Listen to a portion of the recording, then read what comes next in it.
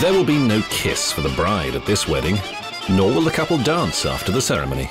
In fact, the newlyweds won't get anywhere near each other at all. To an outsider, it's hard to tell which of these men is the groom. But the unlikely new husband is standing a little apart from the rest. I'm 12. My wife is 15. There are never kisses at weddings. It is against the law. We will start talking to each other in a month or so. Marriage is the main objective in life for a Calderesh, but none of them are free to choose their own partners. Children have no say in who they marry. It's the parents who arrange the weddings. More often than not, a young couple will be married just 3 days after they're introduced.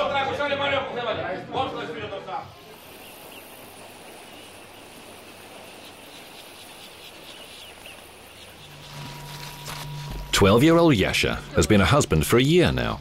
His parents paid 200,000 rubles, that's almost $7,000, as a dowry for the future lady of their house. She's got such green eyes. She's beautiful and smart, and she knows how to make tea. She's hardworking, that's great. Why else would I marry her? Working is good. All the dishes should be done, and everything must be in order at home." When they found a husband for me, I didn't like him, but it made no difference because they had already made their choice. These are our customs.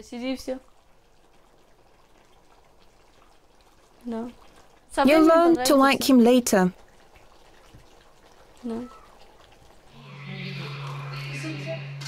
3 families live in this house: Yasha's parents, Yasha and his elder brother, together with their wives. Yasha's brother is 15, and he already has a child. Everyone helps to babysit. Whoever is free becomes the nanny.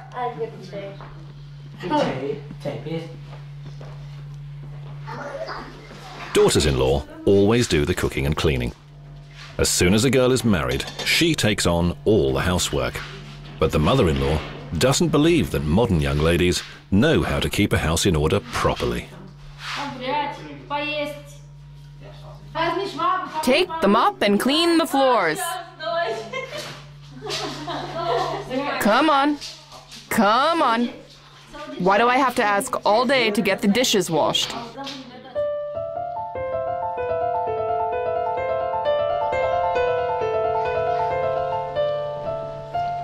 Before her marriage, Yasha's wife Cassandra had a dream, an unusual one for a modern Romany girl. I wanted to become a nurse, but there's no way Romany girls can do that.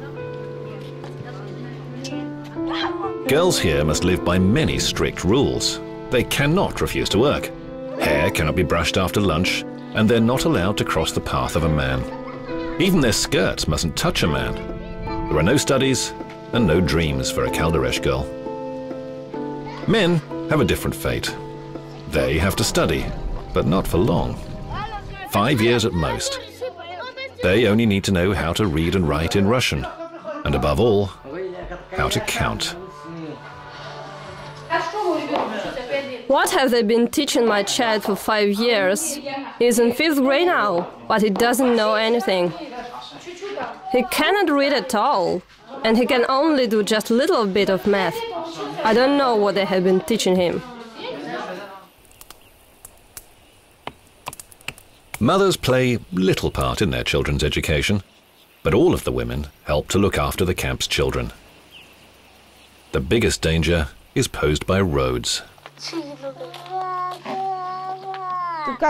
Russians always read bedtime stories to put their children to sleep. I simply rock my baby, sing a lullaby to him, and that's it.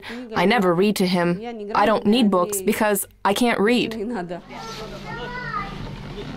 All of the camp's men are builders, without exception.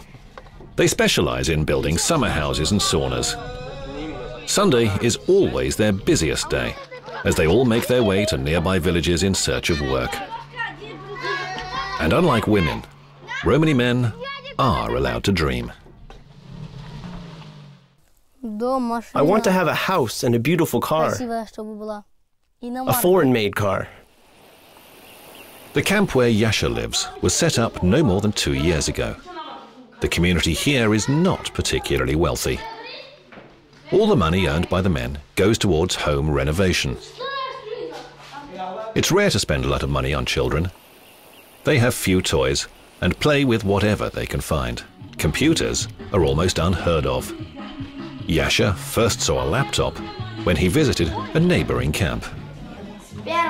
It's all very easy. First you have to flip it open. And then you have to switch it on. And wait for it to load.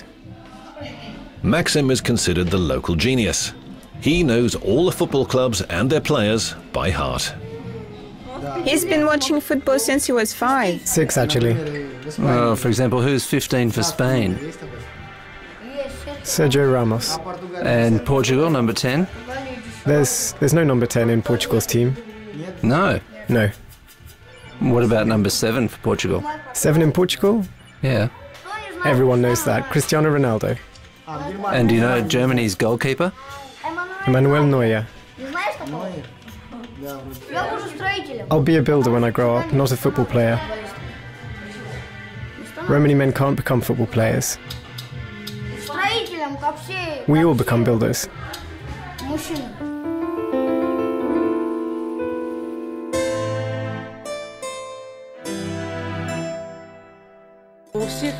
There is a stereotype of how the Romani are supposed to look. It includes a colorful shirt and a skirt and a bright-colored neckerchief. However, the Romani in England looked like this because they mainly wore what people gave them. Several years ago, Nikolai Besonov and Valeria Yanisheva launched a unique cultural project called Svenko, meaning festival. They're trying to recreate everyday Romani life from far away and long ago. Nikolai and Valeria attempt to reconstruct every tiny detail. There was a picture of an English Romani woman wearing a slightly torn apron, and Nikolai copied all the details from the picture. Therefore, it is very authentic. But the two believe their most important goal is to gather a record of the details of today's Romani culture. According to historians, Romani folklore tends to fade 2 generations after moving to a new campsite. They adopt local music and singing traditions, and their clothes also change. Valeria is a professional singer and dancer. She sews traditional costumes herself, selects the accessories, and even uses oil paint as makeup. Romani women used to spend all their time working in the open, and so their skin tone was one that can't be replicated with conventional cosmetics.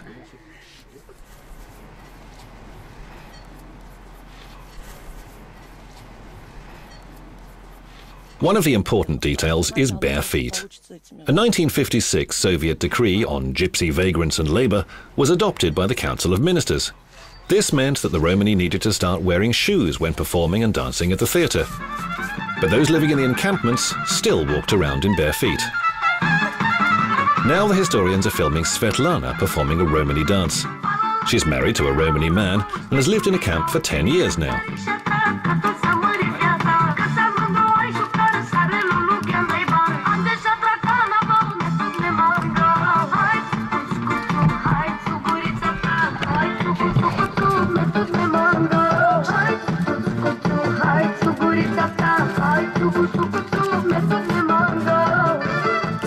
Romani culture is fading away, and we have to document all the music, the clothes, and the dance moves while we still have the time. 200 years from now, people will be grateful that we did. We cannot forget the Romani world. And this is how the Russian Romani used to dance back in the good old days.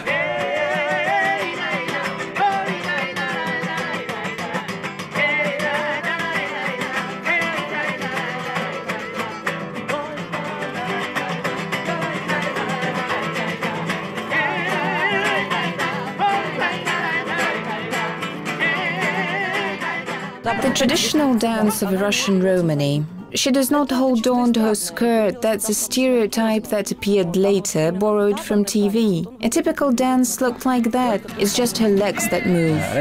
In the past, dance competitions were held. The one who danced the longest and did not repeat themselves was the winner. A Romany woman could make 40 different movements in a row. Now, very few can do that. It's the same with folk songs. They are gradually being forgotten, and the repertoire now contains only songs from TV. The ethnic culture is disappearing, and we can feel it in our bones. Nikolai and Valeria are ready for a new venture. They want to travel from one Caldereș Romany camp to another. Yasha and Cassandra are very rarely seen together. Today's an exception. They've been sent to the city market.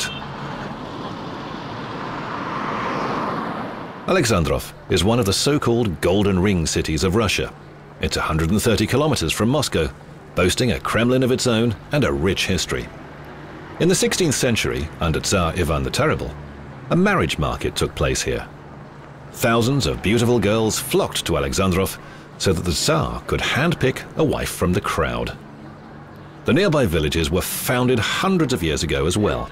This Romany camp settled down near one of them. Hello, Uncle Sasha. A narrow rural road separates these two dramatically different worlds. The Caldereș Romany tend to keep to themselves. They live close to society, yet still remain separate. The only ones out of 18 Romany communities in Russia.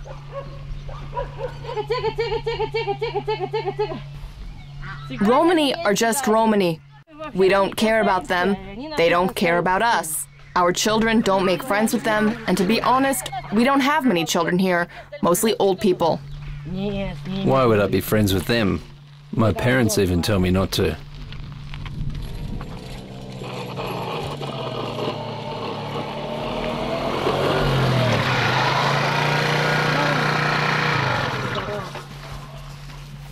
Let's go for a ride. Let's go. Is the scooter yours? No, Whose? I borrowed it. So let's go for a ride. Let's go. All right. The boys once tried playing football together, but it didn't go very well. We don't play against the Romany boys much. There's no fun in playing them, because every time they play dirty and they always kick us in the shins. We do not allow them to get too close to Russians. They may tempt them into going to nightclubs, for example, and we definitely do not want that. We do not allow any of that sort of thing. Nikolai Basanov and Valeria Yanasheva will come here to the village of Tatyanina, where there'll be plenty of work waiting for them, because here they'll find a slice of traditional Romany culture still intact.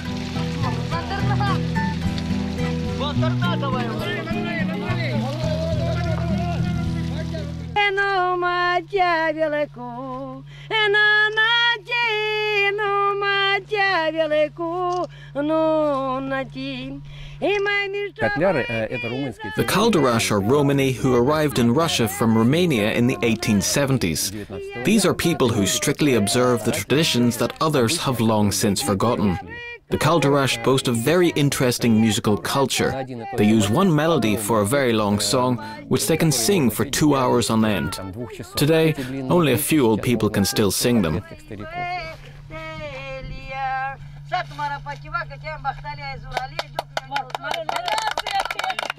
Another song? Another song. This is the only song I know. Just one more song, because no one remembers anything anymore. Thank God I found someone. Musicians come to the encampment together with Valeria and Nikolai to help liven things up and inspire the residents. The two historians hope they'll finally see a real Caldereș dance. But they're out of luck.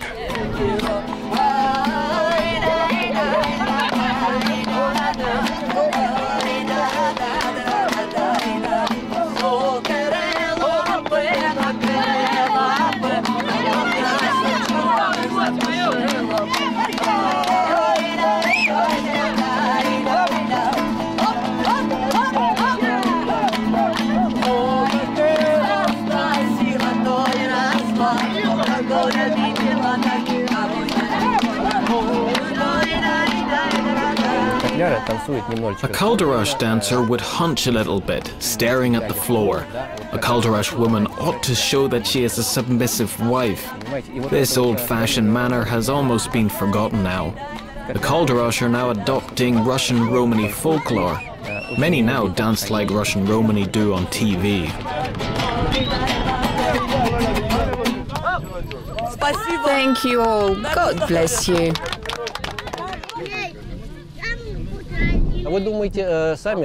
Do you not think the Romany themselves see that things are changing?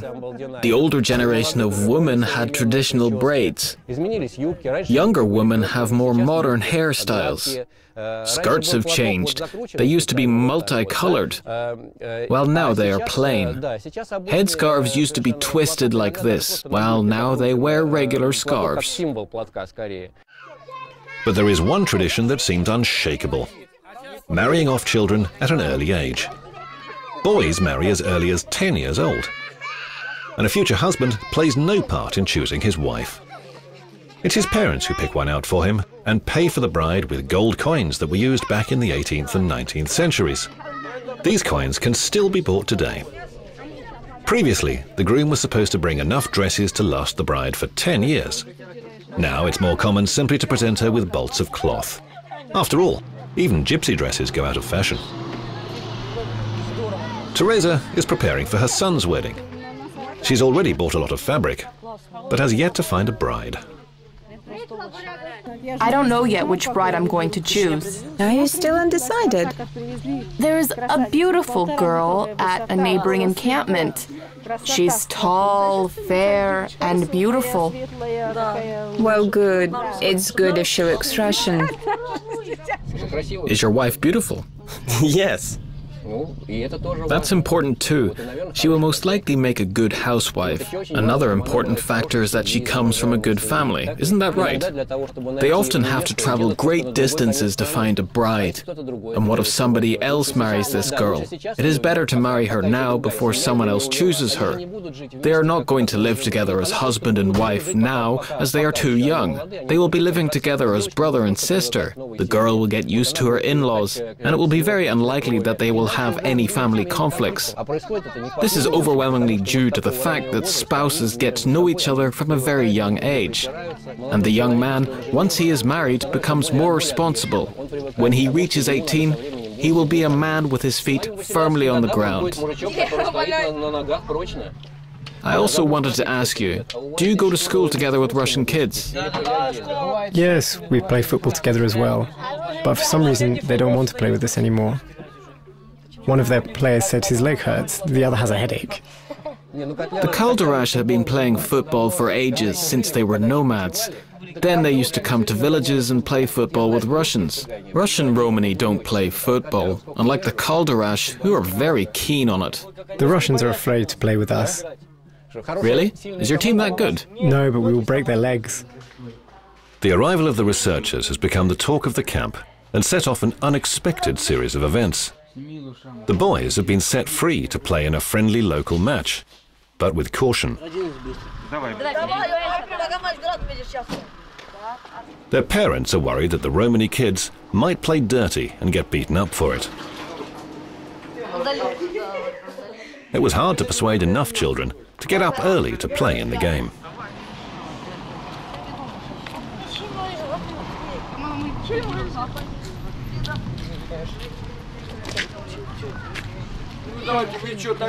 Are you really going to play like this?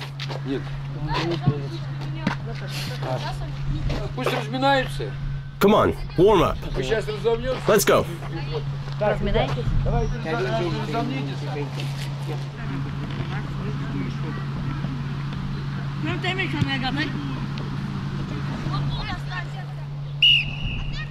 They've decided to strengthen the Romany team by including players from the football club. Their opponents are wearing green shirts. Once the game begins, it's clear that the Romany team hasn't a hope of winning.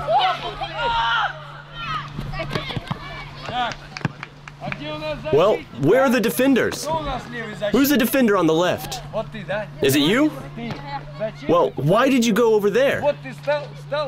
Defenders are not supposed to attack. You must stay over here. Stay here. Chill out.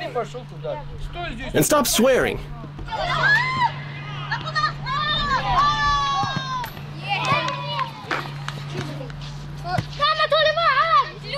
And don't swear. Why don't you catch the ball? I can be goalkeeper. I can be goalkeeper. Guys, the goalkeeper's doing fine. Leave him be. 9-0. 9-3.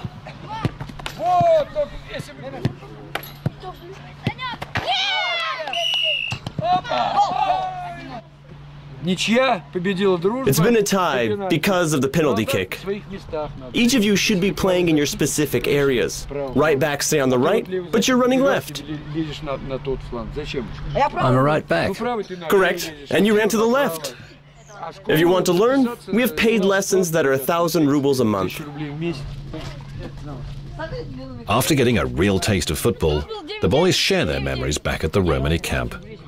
Yasha even tells his wife that he's going to talk to his father about playing football at the club, but he needs money for it.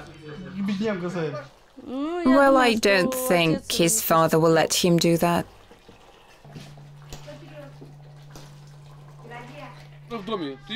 Yasha can't find the right moment to talk to his father. Everyone in the camp is busy preparing for a housewarming party. One family is celebrating their son starting his new life in a new home. No one in the camp knows exactly when the celebration is going to take place, until the very last moment. It doesn't matter if it's just a housewarming party or a wedding. The timing is often not announced until the day itself. Only then are the people from neighboring camps invited to join the festivities. In the old times, the Calderesh went to the market to tell fortunes. But the Romany from this camp don't do that anymore. They've forgotten how. Despite her name, Cassandra has no plans to become a clairvoyant. She doesn't see the point. Nowadays, the Romany head to the market just to buy groceries. Interestingly, the men help out with this task, which is usually considered a woman's job.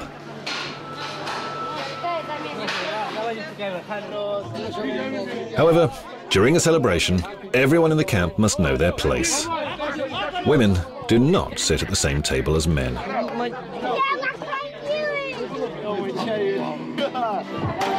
They dance with energy and gusto.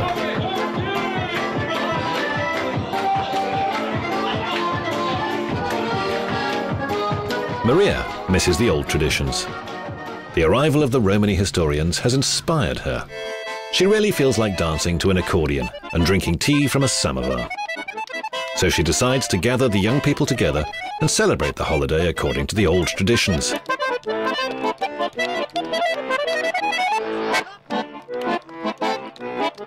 But the sad truth is that the samovar has already been sold, and they've had to call in a Russian musician, because no one remembers how to play the accordion.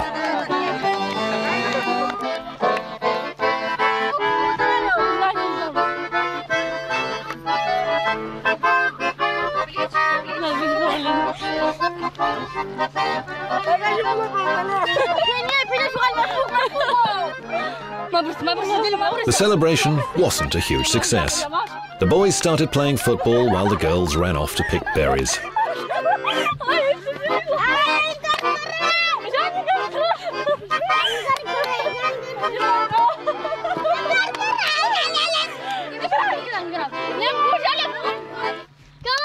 Yasha still hasn't mustered up the courage to talk to his father about becoming a professional footballer.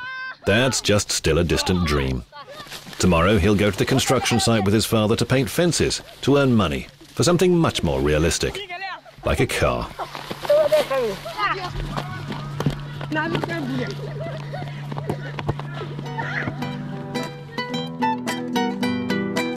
Valeria and Nikolai will continue hunting for precious examples of fading Romany culture.